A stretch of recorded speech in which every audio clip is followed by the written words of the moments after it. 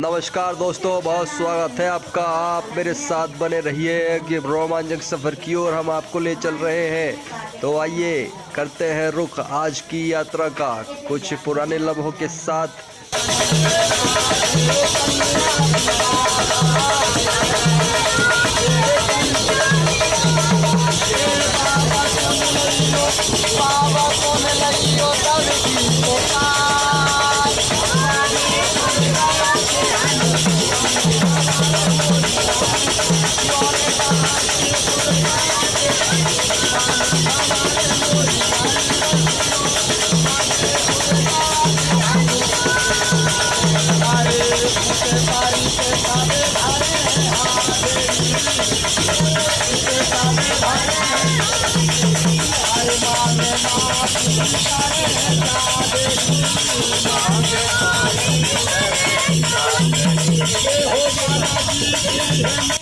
चलिए अब देखते हैं, हम अवनी के पास चलते हैं। अवनी क्या आज खाने में आप सभी के लिए ताज़ा बना रही है। तो आइए मिलते हैं हम अवनी दीदी से।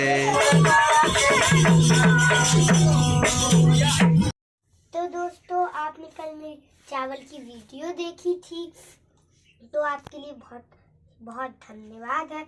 आज हम बना रहे हैं आलू भटा की सब्जी।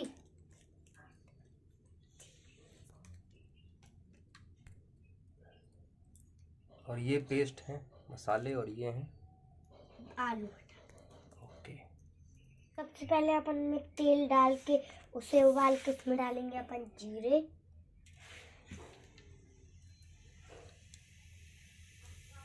दोस्तों जीरे डाल चुके हैं और फ्राई भी हो रहे हैं, और फ्राई भी हो रहे हैं धीमी आंच में यहाँ पे।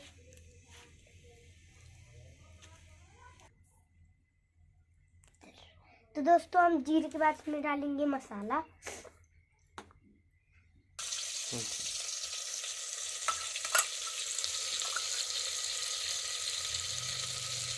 दोस्तों मसाला डल चुका है, तो दोस्तों अब हम इसे मिक्स कर रहे हैं।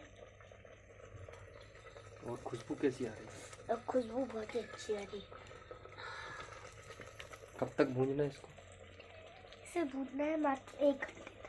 नहीं, जब तक ये गुलाबी ना हो जाए।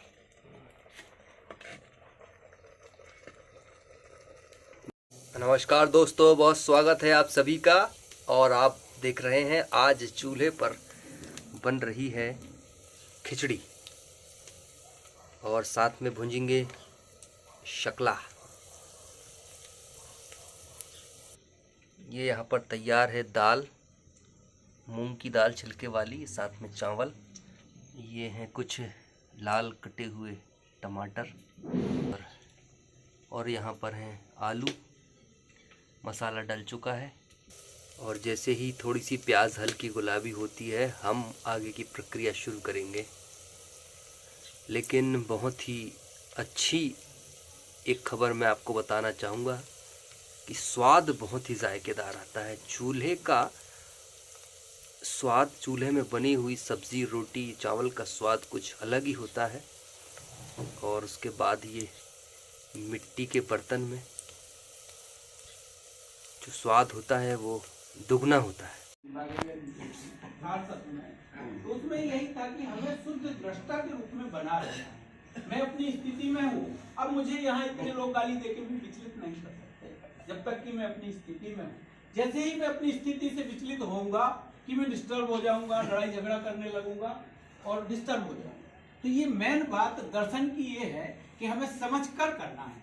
तो समझ कर करने का ये दर्शन है, और कुछ नहीं है। भैया ने वो बात निकाल दी है, करके समझना नहीं है। तो अभी क्या हुआ है, हमने किया, हमने सीखा, लेकिन यहाँ बात होती है हमें समझ के करना है। तो समझने का पूरे शिविर लगते हैं। अब तो आपको बहुत सुनाते हुए हमें गौरव है कि AICTE ने 1 लाख प्रोफेसरों को प्रशिक्षण दिया है इस साल, 1 लाख। और इसके जो रजनीश अरोड़ा जी जो इसके साल के अध्यक्ष बने हैं, वो आपके RSS के व्यक्ति हैं। यहाँ पर ग्रामीण कला एवं तकनीकी संस्थान नौगांव, उसके संस्थापक भगवान सिंह परमार जी के अनुरोध पर यहाँ आना हुआ। और यहाँ पर आनंद ग्राम के लिए जो प्रयास चल रहा है, ऐसे रामगढ़ स्थान है छतरपुर ज़िले में, वहाँ पर आदर्श ग्राम बनाने के लिए कार्य प्रारंभ हुआ है। उसमें यह संस्थान सहयोग कर रहा है और स्वयं भगवान सिंह जी भी सहयोग कर रहे हैं।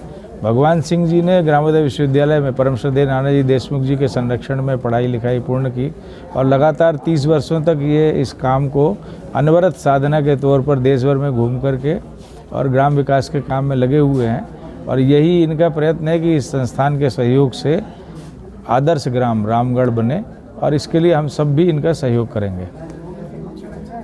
आज की इस महत्वपूर्ण बैठक में जो लोग शामिल हुए हैं उन सभी ने अपने विचार रखे हैं, तो आपका क्या कुछ और इसमें कहना है? यहाँ पर सह अस्तित्व के माध्यम से जो एक UHB टर्मिनोलॉजी है, उस टर्मिनोलॉजी के हिसाब से सह अस्तित्व है, मानवीय मूल्य हैं, उनको ध्यान में रखते हुए हमें अपने गाँव को कैसे स्वच्छ सुंदर बनाना है, आत्मनिर्भर बनाना है।